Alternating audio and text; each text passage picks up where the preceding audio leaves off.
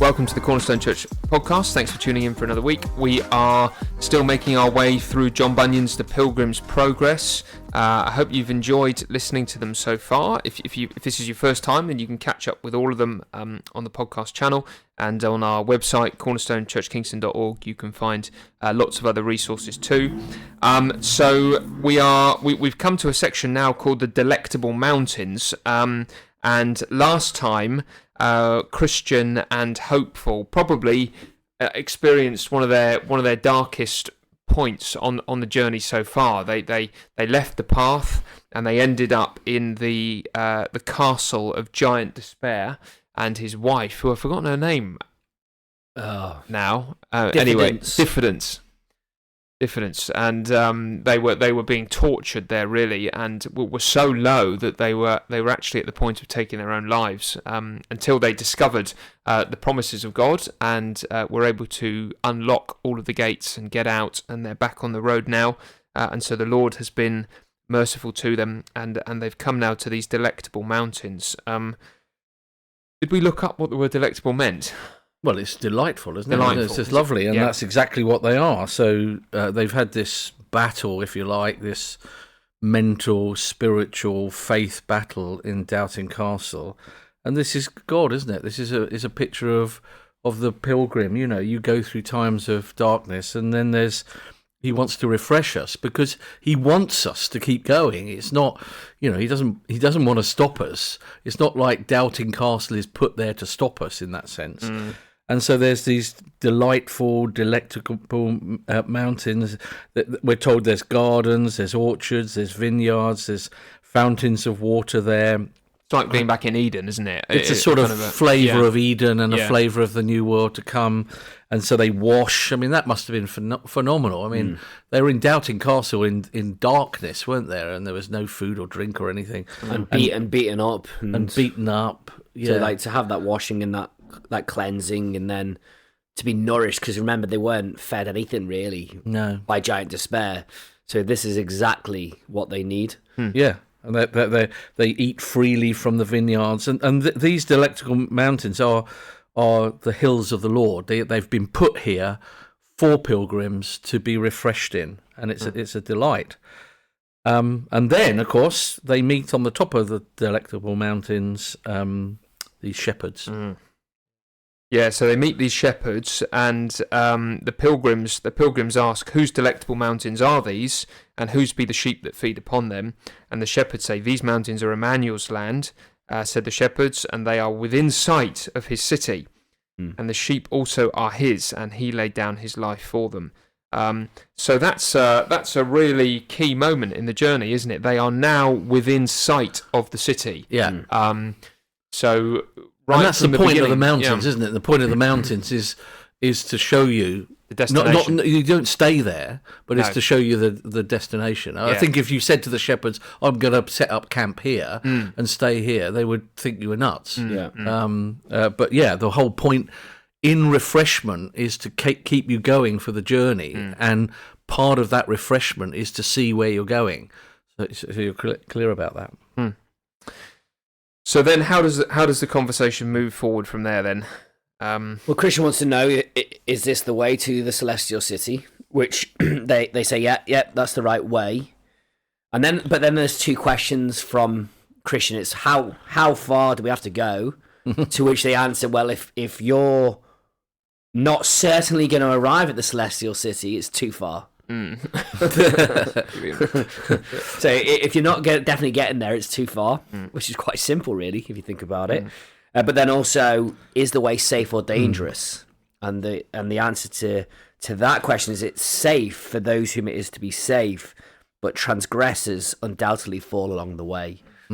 So again, for those who are faithful and are true, then it's a safe path. But if you're going to fall away or you're going to mess around, then it's a dangerous path. And it's just pastoral gold, that, isn't it? Yeah. Because within those sentences is an assurance for them, isn't there? That if they belong to Emmanuel, and if the Lord of the Hill laid down his life for these, then they will make it. They're going to make it. It won't be too far for them, and it won't be too dangerous for them. And yet, they don't they don't want them to grow lazy or kind of apathetic or to take their watch down, because it's sort of too far for any but those who shall get there. It's like, oh well, I hope that's us. We better keep our eyes on then. So he doesn't say, don't worry about it. It's not far. Just relax. You'll be there soon. And is it dangerous? Not for you guys. No, you're fine. Don't worry. He wants them to sort of have an appropriate watchfulness, doesn't he? And not to presume upon their safety, but also to rest assured in the Lord's grace. And so that's a really great balance of New Testament teaching about assurance, but also the need to persevere, isn't it? Might be worth just saying their names, the shepherds' names. Yeah. They're called knowledge, experience, watchful, and sincere. Why do you think he picked on those? The knowledge, experience, watchful, and sincere. Oh, so we've gone quiet. Yeah, not a clue. Experience is a helpful thing, isn't it? Where there's experience, you can give wisdom about what's happened before, and to warn against what's gone before. Yeah, so I think experience is helpful in those things. But you can't have experience without knowledge. That's right. You've got to have the two together, haven't you? Otherwise, your experience takes over, and then you're in trouble, aren't you? Yeah. So experience is very important, but it has to be balanced with knowledge. Yeah. And also, these are shepherds, aren't they? So they've got the task of overseeing sheep. And these are particularly important virtues for shepherds, because one of the things that Jesus rebukes the false shepherds and the hired hands for is that they're not watchful over the sheep. Not really. They're not looking out for them. They're not alert to the dangers. They're really just in it for themselves. So they're not sincere. And they're not sincere. No. They're found out to be hypocrites in the end. Jesus talks about that a lot, doesn't he? They pretend the leaders to be, of the that's a challenge to Christian leaders, isn't it? Because we need to be these things. We need to have knowledge, but knowledge is not enough. You need to experience the knowledge that you have. That's wisdom, isn't it? We need to be watchful for the sheep that are in our care, and we need to be sincere. We're not about just money and comfort. We've got to lay our life down for the sheep, as it were. So they're really important things for Christian ministers to have, aren't they?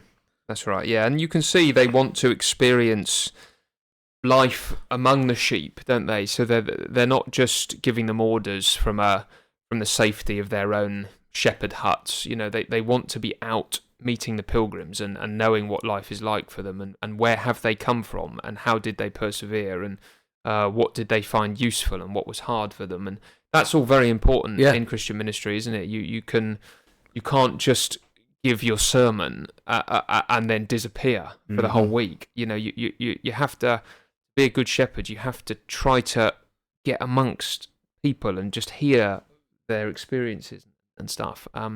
So that's, I guess, what they're wanting to do. So these shepherds, then, knowing that stuff, it's quite interesting, because they've just been delighted, they've washed, they've eaten, and you sort of think, oh, Delectable Mountains, everything would just be sort of nice.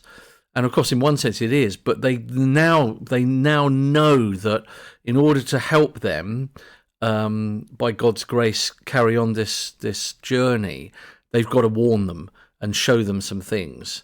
And so they know that out of experience and knowledge that this is what people need, and so they take them onto various hills. So the first hill is the hill Error. Yeah, so they have a little elders meeting, the shepherds, don't they? And they say, shall we show these pilgrims some wonders? Yeah. And when they had concluded to do it, so they have a little discussion amongst themselves, what would be most helpful for them.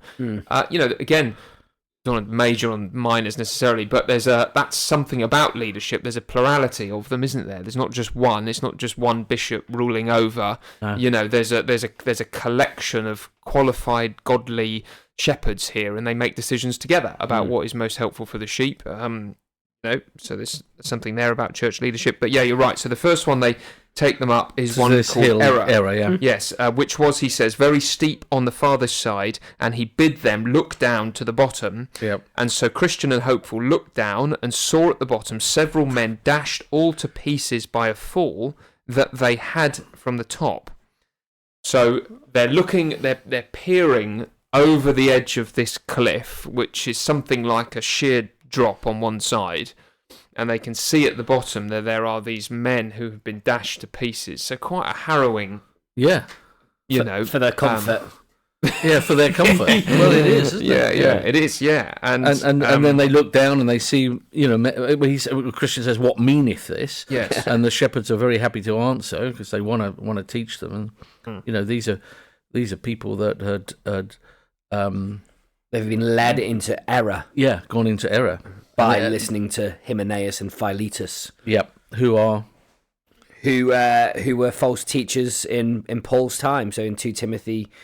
It details these men who I think had been gospel ministers but had departed from the gospel truths of the resurrection, and they'd said that the resurrection had already taken place, that the future resurrection that the apostolic teaching would refer to is not in the future; it's happened right now, and what that ends up doing is upsets people in their faith. How does that do that then? Because that's quite an important thing, isn't it? So, I mean, if it was true for Christian and hopeful, then what's the point of journeying? Yeah, because you've arrived. Isn't it? So that's basically what these false teachers are saying. Yes, it's your best life now. Yeah. It's like what's that bloke in America? Joel with the teeth. Who's wrote the book, didn't he? Your best life now is here in this world. It's extraordinarily wrong, isn't it? Yeah. I mean, it's very upsetting for Christians to think that the resurrection age may have arrived, and it wasn't the physical new creation they thought it was going to be. It was some sort of spiritual awakening in them, or that the new creation has come and this is it. Because you think of the implications of that. Well, firstly, I'm still sinning. Yeah. So, I mean, that's dreadful because I'm not going to be free from sin in this resurrection age, which I was really looking forward to. Secondly, those loved ones who've died in the Lord, well, where are they? I don't see them. They've gone, so I haven't been reunited with them. And all this hope that I had of being in a new creation with those who've died in the Lord, being free from sin, all my disappointment and guilt gone, just fullness of joy forever in the presence of God. It's come. And it looks very much like the life I was just living, which is full of sin. But then you have to spiritualize things. And so that's exactly what the Gnostics did. You separate the body from the spirit. So therefore you can say, well, no, the body sins, yes, but I'm free in my spirit. I have a resurrection spirit. So I don't need to worry about the body. Or two things happened. You either, put down the body with severe... eating things, strictness and the body. Strictness and asceticism, or you said because it's an evil thing, the body, and it's all about the spirit, or you say, oh well, it doesn't matter what the body does, I can do anything I like with the body. Because that isn't sin anymore, because I'm set free by the resurrection thing. So you twist everything, and it becomes extremely evil in the way, doesn't it? And you will be dashed to pieces if you follow that sort of error. Because either way, either you're trying to justify yourself again by rules, and so that's your kind of your self-righteousness angle of it, or you're trying to self-indulge yourself and just do whatever you want that displeases God. Yeah. And so both errors lead you to hell. Yeah. And Hymenaeus and Philetus are specifically named here, probably because they're the exact opposite of what a good shepherd is. So, I mean, the pride of it, because who's announcing that the resurrection has come? Well, Hymenaeus and Philetus, we're the ones who know. We're the ones who are declaring that the end of the ages has come. And the arrogance of that, so they're setting themselves up as false, like the false Pauls, aren't they? The false apostles. And so the shepherds actually say that those you see lie dashed in pieces at the bottom of this mountain are they, and they have continued to this day unburied. So, I guess this time, or in any time really, to not be given a proper burial, to not be laid to rest, is a mark of shame, isn't it? I guess in history they would leave the corpses of their enemies out, wouldn't they? Yeah. And often, still today, isn't it? If somebody tragically loses a loved one, a daughter, a son overseas, they just want to get the body. If they can't have them back, they want to get the body back. It's such an important thing, isn't it? But these are left out so that others will look at them and say, yeah, that's what happens. You know, if you go their way, you'll become like that. So, but I think just it's very important, this error stuff, because people don't quite like people talking about error. But this shows that there is an apostolic standard right back then, in when Paul wrote to Timothy. It's right back in the first century. There was an apostolic standard, and if you went off that, you were in error. But this is really important, because people want to sort of say, surely we can include all kinds of supposed Christianity within our Christianity, and the answer is no. Because this is error, and error will lead you to this precipice. It will destroy you. It will do you great harm. And that's why we've got to keep coming back to the apostolic word, isn't it? What did the apostles say? Because that's what Jesus says. We've got to keep coming back to it. Very, very, very important. And part of being a good shepherd is not just to feed the grapes and the vineyards and to wash people. That's absolutely right. There's delight there, isn't there? And we're going to see at the end of this little section what the shepherds want to do. But it is, if you're going to be a good shepherd, is to show error. You've got to say, this is wrong, because this will kill you. And a good shepherd's not going to allow the sheep to fall down into that precipice. So these are important truths here, aren't they? That's right. Yeah. Yeah, and that's part of what it means to be a shepherd. And they actually, want to reinforce this message another 2 times.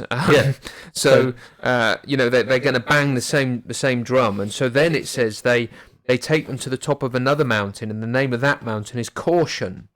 And so they're up this done Mount Error. They're on Mount Caution now, and the shepherds bid them to look. And what do they see from this mountain?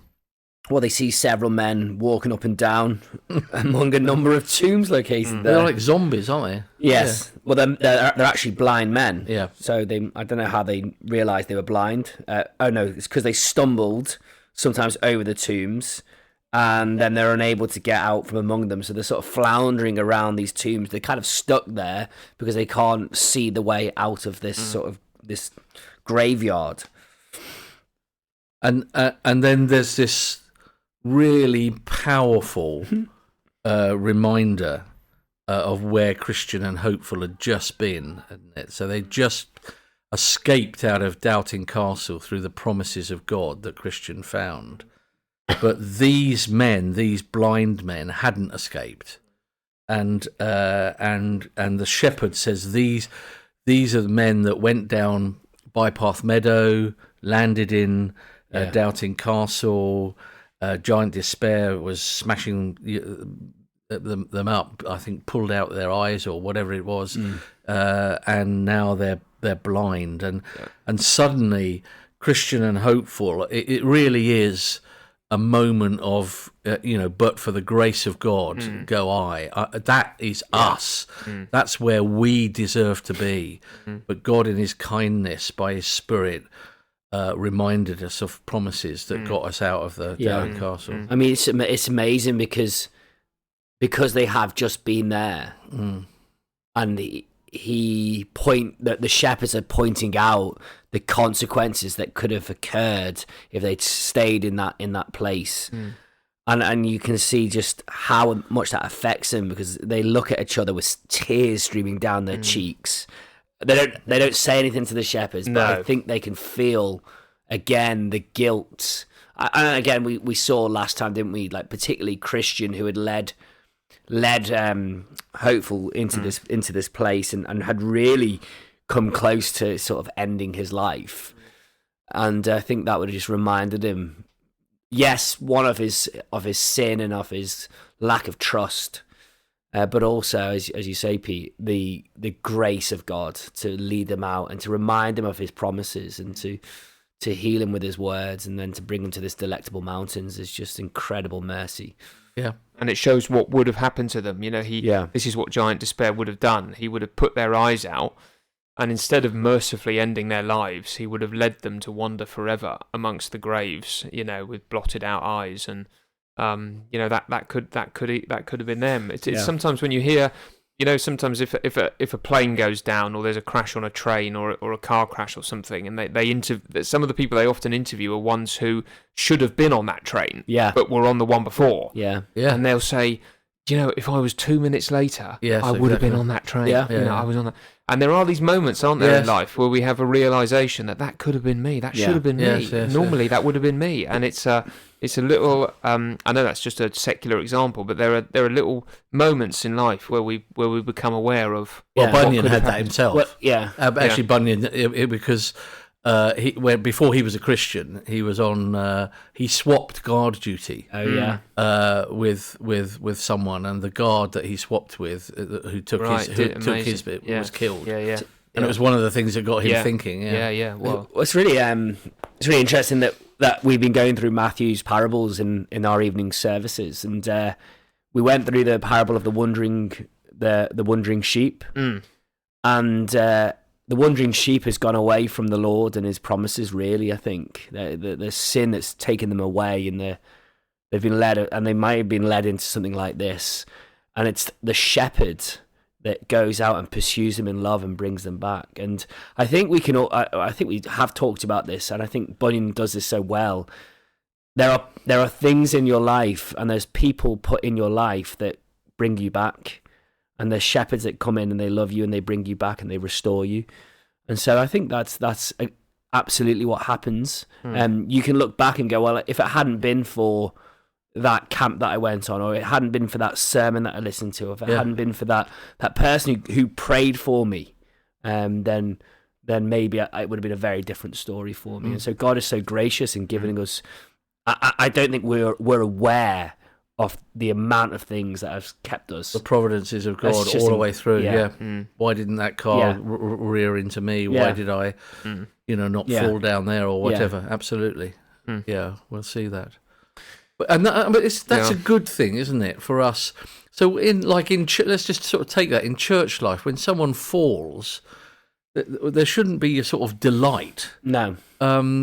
We do need to hear about that, but I guess the big thing should be, but for the grace of God go I, and we should probably be stopping when we hear of a brother or sister falling and thanking the Lord that he saved us from that very error. Because most of us would, fall on anything, really. Yeah, the seeds of everything are in our own hearts, aren't they? And so then after that, they sort of have a similar lesson again, don't they? Well, they look down to the side of a hill and there's a door at the bottom. Yeah.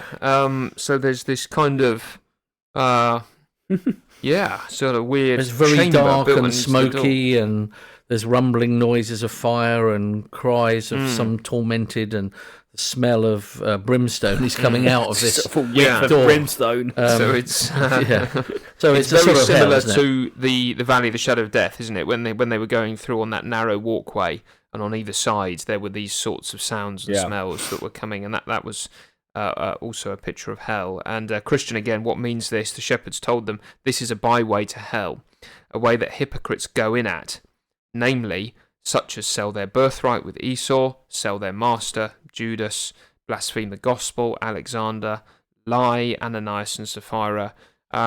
So these are all people who at one time would have claimed to be friends of the covenant God, or were born into the family of the covenant God, or were loyal to the apostolic message or to Christ for a season, and wanted to give the impression that they were faithful. But in the end, they were exposed and discovered and found out for what they are. And then Hopeful says, I perceive that these had on them, even every one, a show of pilgrimage. So that's the thing, isn't it? As we have now. And they said yes, and held it a long time too, said the shepherds. And so this is another category of people, isn't it, really? There's the people who went off the path and ended up in Doubting Castle. There's people like Hymenaeus and Philetus who taught error publicly in the churches. And then there's these people, a sort of third category of of those who aren't going to make it to the celestial city, and these are the hypocrites, and they seem to be sort of fast tracked to hell. Basically, they go through this door, and I suppose, it's interesting, just tying a few threads together, isn't it? That the shepherds say, that you can now see the gates of heaven from here. In other words, you're quite far along. And sometimes hypocrites can make it quite a long way. So Judas does 3 years, doesn't he, before his public exposure takes place. And so this is just a caution, isn't it? To make sure that, like the shepherd whose name is sincere, that's what we are, sincere. Yeah, I mean, all these people are interesting, aren't they? They all turn to this life, don't they? They want money or something in this life. Soup. Maybe soup, because they're immediately hungry. In other words, they want their desires fulfilled now in this world. Judas, he wants money. Ananias and Sapphira, they want to be seen to be good people immediately. Whilst having money. Whilst keeping money. Yeah. Alexander, the whatever he is, the silversmith thing, it's all about money, isn't it? And Yep. So then after that, the pilgrims... Sorry, it might be worth just going back to that because no. Just that it takes time, doesn't it, before you see that. So Jesus gives the parable of the sower, doesn't he? And then the weeds choking the plant. So the plant at one time looks like it's going to be good. It's going to produce fruit. And then he says the worries of this world and money and things like that in the end choke the plant, so it isn't fruitful. So for a long time it looks like it's growing up with the ones that are going to bear fruit. Yeah. And so it would look pretty good. It's gone quite a long way. It's gone further than the seed that fell on the rocky ground. Obviously, so. There is something, it just sometimes takes time for you to see that there's a worldly heart here, and that the things that worry you and concern you have become the big things of this world rather than the things of eternity. So this is, again, good advice, isn't it? Yeah, it is. And, it's partly why at the beginning, when they say to the shepherds, is it far to go? And they say, well, not too far if you belong to the Lord. And so again, that's a little message, isn't it? Because there are hypocrites who've made it quite far, and so, well, if you're the Lord's, you'll make it, but if you're a hypocrite, you won't. It's that kind of thing, isn't it? Well, I mean, some of these pilgrims go further than this Delectable Mountain. They do, yeah. And some don't get as far. So, but eventually, I think you're found out. They're found out. Yeah. Yeah. So the pilgrims then say to one another after these three. So there's been this byway to hell, there's been Mount Caution and Mount Error. They said, we had need to cry to the strong for strength. And that's a capital S, the strong one, Emmanuel, the Lord of the country, which is the Lord Jesus. And so, in other words, I think the shepherds' teaching has had the right effect upon them, which is to make them say, not, shepherds, we need you to come with us, but to say we need Christ. We need Christ if we're going to be preserved here. Yeah. So please, Lord, give us strength. And the shepherds say, yes, you better do that, and you will have need to use it. It's an interesting phrase. I was trying to just reading that and thinking, you'll have need to draw on that strength once you have it too. It reminded me because Pete, you were preaching on Colossians yesterday. And we have what was it? The energy that Christ supplies, all the energy, and what does that cause us to do? To strenuously contend. And so when you ask for the strength from the strong one, you then use that strength and draw upon it to then go and contend for the faith, which is what they're going to need to do. Yeah. So the strength of God doesn't make it easy. No. The strength of God makes us step out into dangers and battle. Yes, so then the shepherds say to each other, well, let's just show them one more thing. and let's take them up and show them the gates of the celestial city. If they have skill to look through our perspective, everything's got a slight sort of caveat, hasn't it? There's a glass there. There's a what do you call it? A little telescope. Telescope thing, isn't it? They've got one of those things you put like a pound in at the coast. On the top of Delectable Mountains. There's the shepherds making a bit of money. Yeah. Fair enough. Well, I mean, someone's got to pay the worker's worth his wages. Exactly.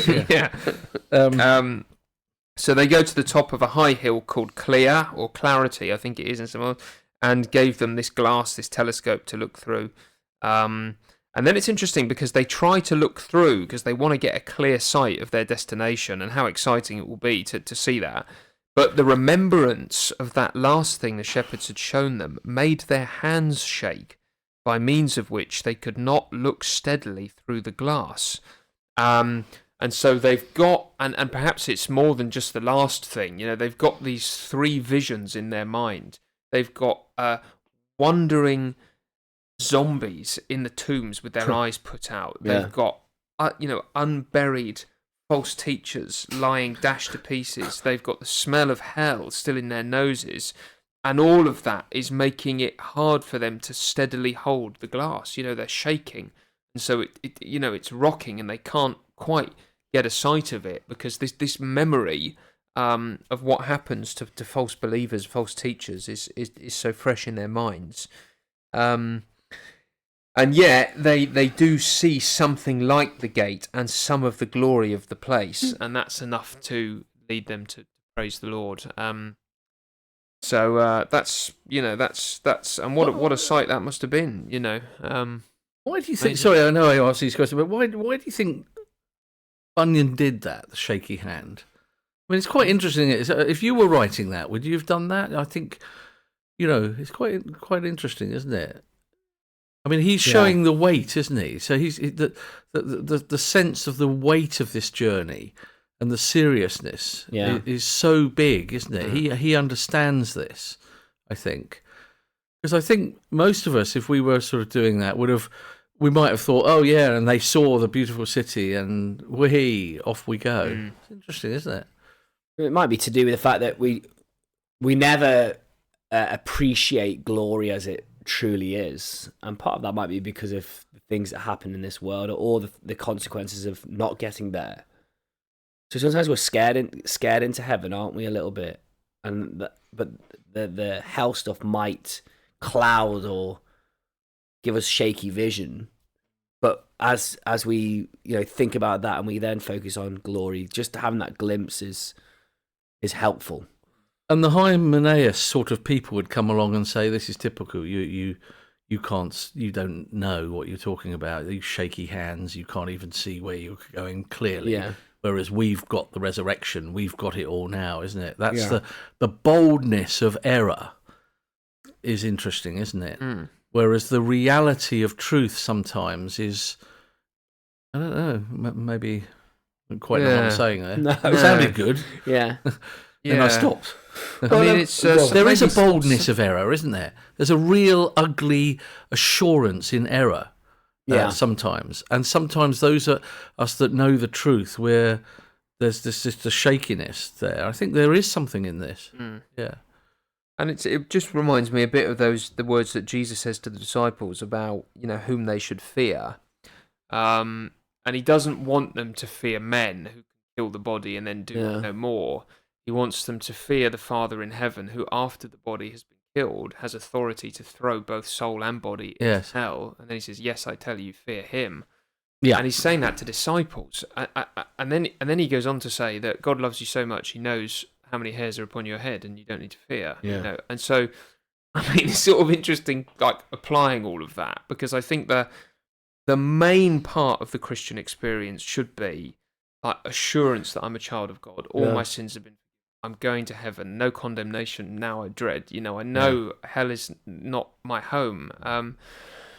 And yet I guess there's something about the majesty of God and the holiness of God that stays with the Christian. It's like, I ought to fear him still, who could throw body and soul into hell. There's got to be something of enjoying the grace of God without kind of losing something of that, and perhaps Bunyan just felt that more keenly than we do today, maybe, and he doesn't ever want them to lose the fact that hell is real, and they sort of could go there if they're not careful, even though they belong to Emmanuel, and they're going to make it, and it's hard. Well, it's that warning that keeps you going, isn't it? Yeah.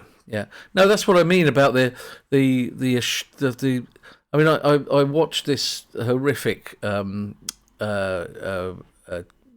preacher from America last night, and it was his boldness in error. I mean, it was his dealing with the Bible was so bad, mate. I don't think there's any Sunday school kid in our church that would say he's right. It was so bad, embarrassingly bad. But he's strutting up and down, saying, "Write that down. Now write that down."